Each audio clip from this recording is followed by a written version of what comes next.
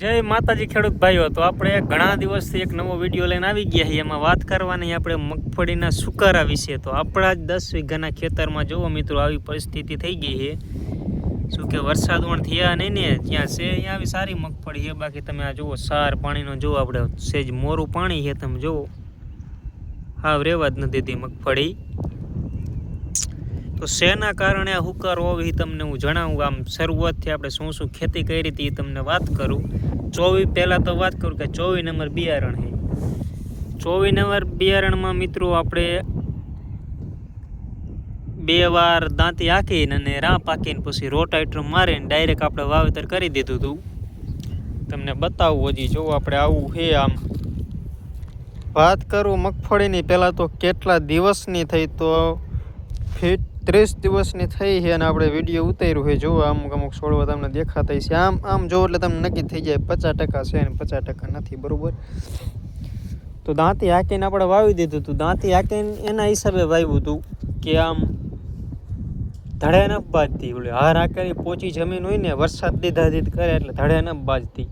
એટલે આપણે એવું વિચાર્યું હતું કે આજ વખતે આપણે દાંતી હાંકીને વાવી દઈ.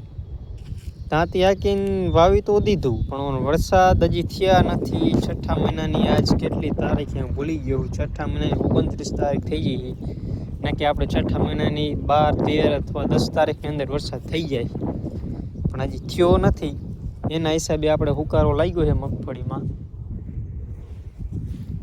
હાર હાંકીને વાવી તો સુકારો નથી લાગતો, પણ એ આમ બહુ ઝાડે ન પાતી. બાકી અમુક છોડવા તમને બતાવું એમ કેવા થઈ ગયા તમે જોવો. હવે આ હુકારો આવ્યો એમાં બહુ ખર્ચો કાંઈ કરવાનો હોય નહીં, રહેવા દેવાનું હોય. આમ જોવા જાવ તો બીજી જ્યાં જે બેઠું પડવું છે ને એમ મસ્ત છે. બાકી જ્યાં ઢાર ઢાર છે ને ત્યાં હુકારો છે, પણ આપણે શું પાણી જ ખરાબ છે. તમે જો આવો સાર વરી ગયો છે, એના કારણે આ બધું થયું છે. આ બાજુ પાણી ચાલુ છે આપણું. હવે જો મેઘરાજા આવી જાય તો બહુ સારી વાત છે. આ વર્ષે બહુ વાટ જોવરાવી. બાકી તો તમને શું કહું, આવું છે. હવે તમારે શું પરિસ્થિતિ છે જરા કોમેન્ટમાં જણાવજો. જો કે અમારે આ રેતાળ જમીન એ વરસાદ થાય એટલે બહુ સારી મગફળી થાય છે. વીઘે 30-32 મણનો ઉતારો આપણે આવે જ છે. અને જો આ કે સુકારો લાગ્યો છે પણ છતાંય વીઘે 25 મણ નીચે તો નહીં જ થાય, તો ગેરંટી. આગળ આપણો વિડીયો આવશે એમાં જોઈ લીજો. રેતાળ જમીને અમારે આમાં કદાચ 10 થી 15 ઇંચ વરસાદ એક હારે થઈ જાય તો કોઈ જાતનું નુકસાન ન આવે. ત્રીજા ચોથા દિવસે અંદર પડામાં જવું હોય ને તો આપણે જઈ શકીએ. બાકી છે અહીંયા મિત્રો બહુ સારી મગફળી છે. જો આ એક બાજુ પવન ચક્કી છે અને ફૂલ પવન નાખી, વરસાદ કંઈ આવતો નથી.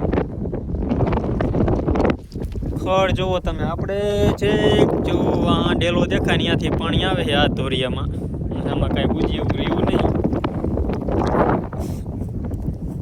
તમારા કેવીક મગફળી એ જરા કોમેન્ટમાં જણાવજો. બહુ લાંબો વિડીયો આપણે ન કરવો, ટૂંકમાં આપણે હવે વિડીયોને એન્ડ આપશું. અને આગળ આપણો નવો વિડીયો આવશે એ જોઈજો. અને સારો લાગ્યો હોય તો લાઈક શેર અને સબસ્ક્રાઈબ કરી નાખજો. તમારા ચક્કરમાં આખું હરિયું ભરાઈ ગયું. જો